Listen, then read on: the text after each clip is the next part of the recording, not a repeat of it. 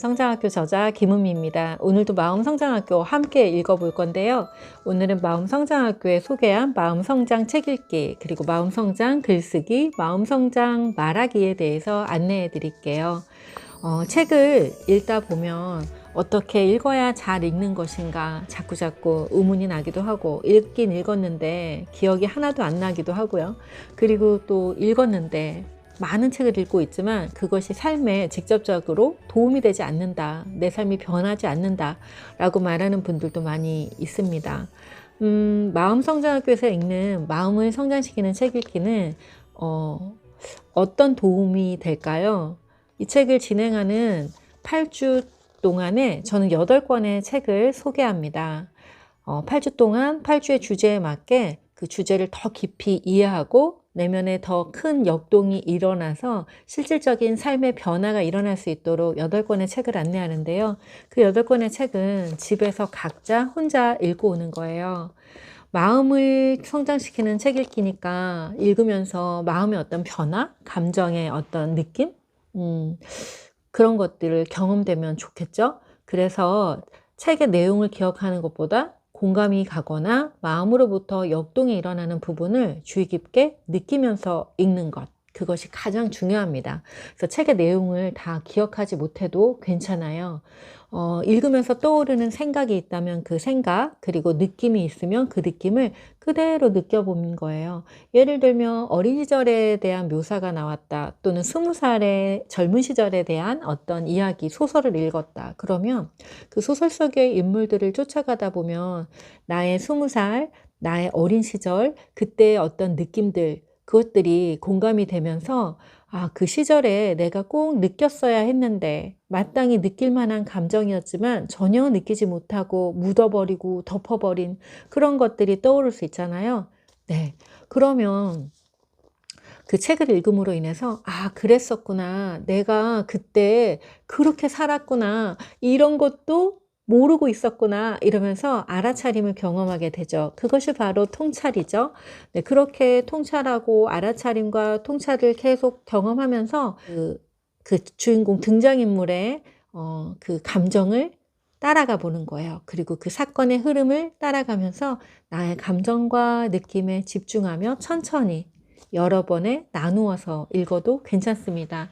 책의 내용을 기억하거나 그것을 빨리 읽거나 중요한 어떤 내용이 있는 게 아니고요. 그냥 여러분의 삶이 그 안에서 보여지고 또 여러분이 거기에서 어떤 감정, 생각, 느낌, 그런 것들이 변화되고 깊이 느낄 수 있다면 그것이야말로 마음을 성장시키는 책 읽기가 됩니다.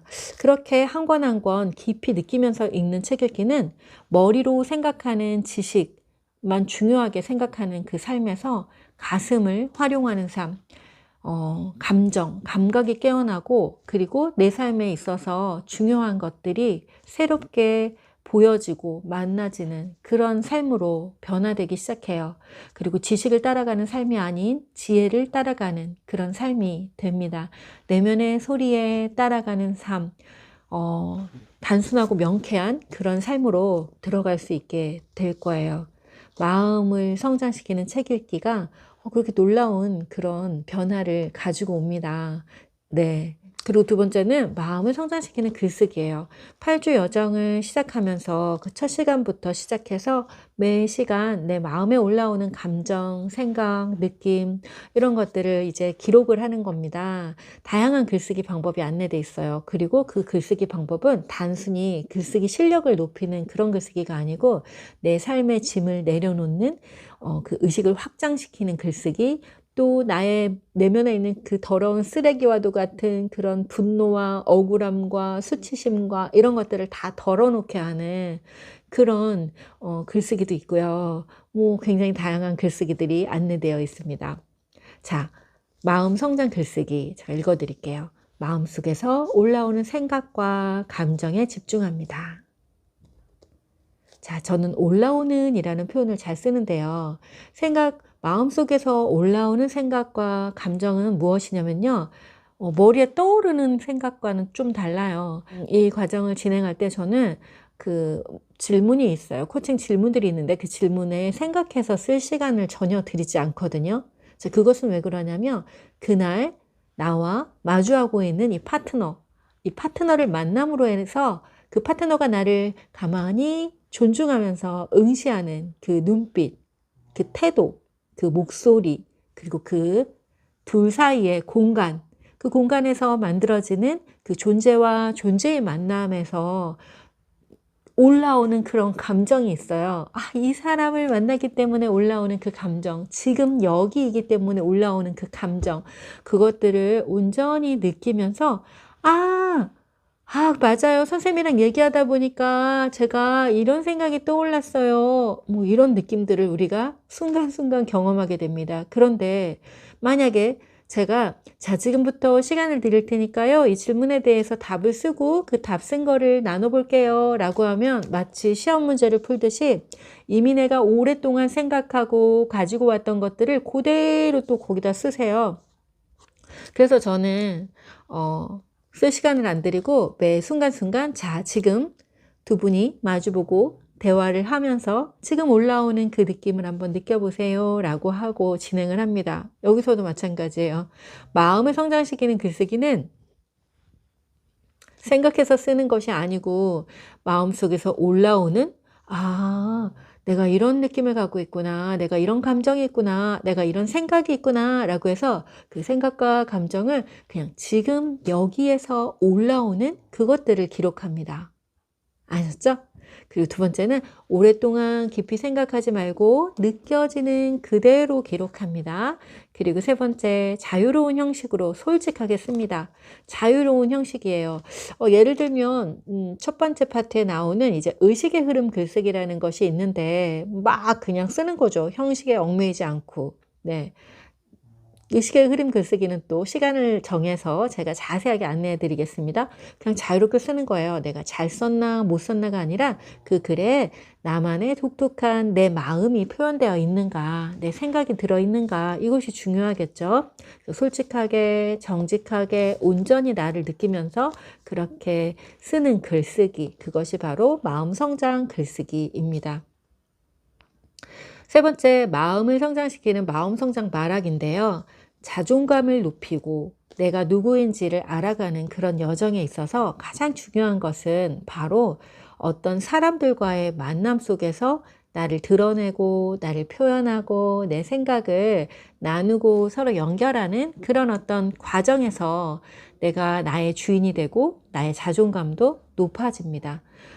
이 자존감이라는 것은 혼자서 골방에 앉아서 공부만 한다고 해서 절대로 높아지지가 않아요. 뭐 높아지지가 않아요라는 건 너무 단정적이고 높아질 수도 있죠.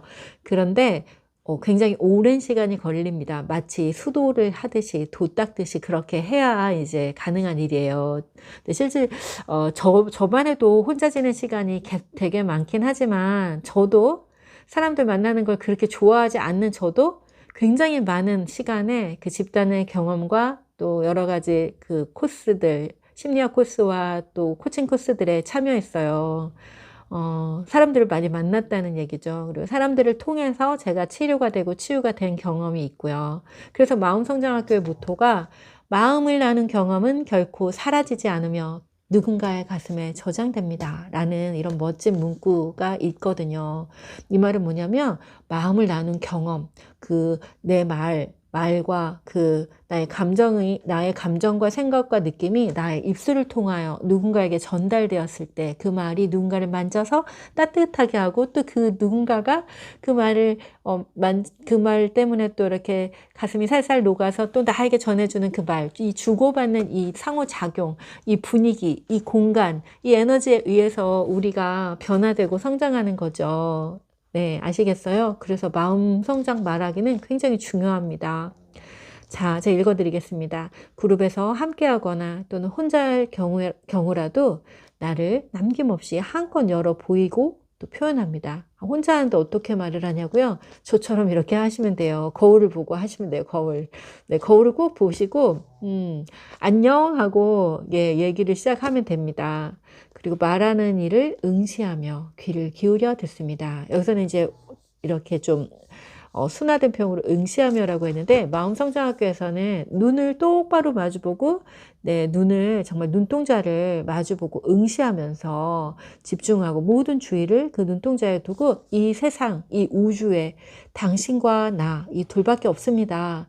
우리 둘만 있는 것 같아요. 어떻게 이 공간, 이 온 우주에 우리 둘만 이렇게 얘기를 나누고 있죠? 라는 느낌이 들도록 내 앞에 있는 그 사람을 유일한 하나의 존재, 가장 아름답고 가장 소중하고 가장 존귀한 존재로 바라보면서 그렇게 이야기를 하시면 되세요. 그런데 파트너가 없어요. 그래서 이거를 셀프 코칭으로 지금 하고 있다면 거울을 앞에 놓고 거울을 보면서 질문을 읽고 대답을 하고 네, 질문을 읽고 떠오르는 대로 대답을 하면 돼요.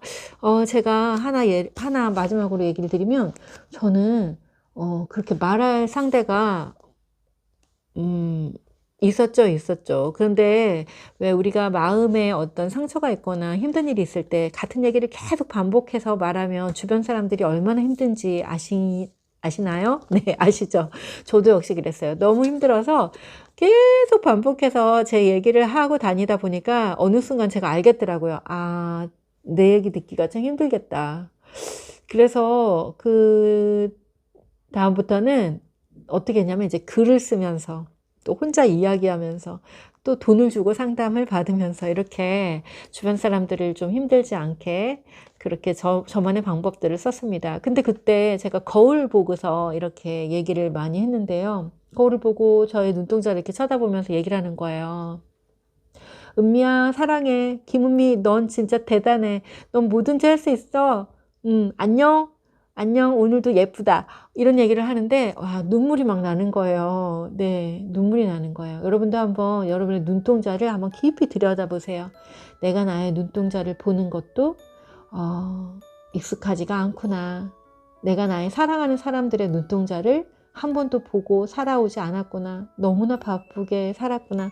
이런 거를 알게 되자 굉장히 많이 슬프고 그리고 후회도 되고 그랬어요. 그래서 그 이후부터는 사람을 만나면 다른 어떤 것보다 더 먼저 그 사람이 이 세계의 유일한 존재인 것처럼 이렇게 바라보고 마주보고 그 존재에 대한 존중과 사랑을 표현하면서 함께하는 시간을 즐길 수 있게 되었습니다. 그것이 바로 지금 여기의 삶을 사는 거고요.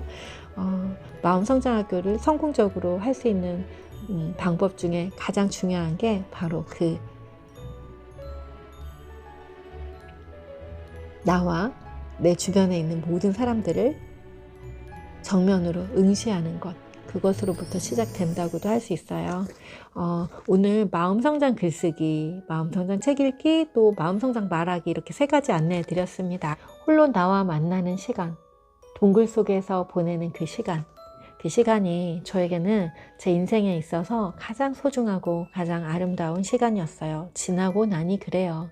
그 동굴 깜깜한 속에 있을 때 내가 나의 눈동자를 보고 내가 나를 보고 이야기할 때조차 슬퍼서 눈물을 펑펑 흘리던 시간이 길고도 길었는데 지나고 나니까 내가 나를 찾기 위해 나를 회복하기 위해 몸부림쳤던 그 시간만큼 소중했던 건 없었습니다.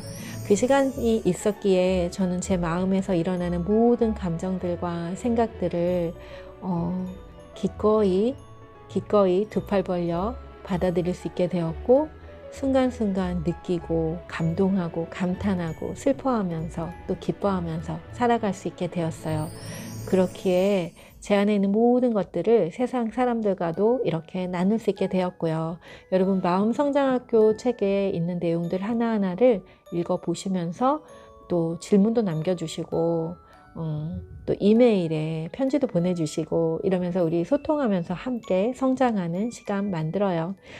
그리고 제가 김은미의 마음성장학교 밴드를 그동안 4년 동안 비밀 밴드로 운영하고 있었어요. 마음성장학교 프로그램에 참여했다거나 또는 마음성장학교의 다른 프로그램에 참여하신 그런 분들만 소개했었는데 시대가 어려워지고 또 이렇게 서로 나누는 것이 굉장히 중요하다는 것들을 제가 더 깊이 알게 되었고 제가 체력이 많이 좋아졌어요. 이제 더 많은 분들에게 에너지를 나눠줄 수 있을 만큼 건강이 회복되고 있습니다.